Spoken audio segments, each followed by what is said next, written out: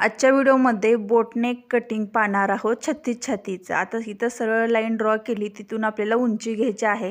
उंची आहे तयार 14 इंच, त्याच्यात 1 इंच मिळवला, 15 इंचावरती पॉईंट घेतला। शोल्डर घेतले 7.5 इंच, मुंडा घेतला 7 इंच, छातीचा चौथा भाग 9 इंच प्लस 2 इंच मार्जिन घेतले। कमरेचा चौथा भाग 8 इंच, 1 इंच पाठीला टक्स, 2 इंच मार्जिन। मुंड्याला आकार 1.25 इंचावरती दिला। शोल्डर पट्टी 3 इंच, गळा रुंदी 4.5 इंच। आता इथं 3.5 इंचाचा उंची घेतली आणि बॉक्स तयार करून घेतला। पूर्ण उंची गळ्याची आहे ती 10 इंच आहे।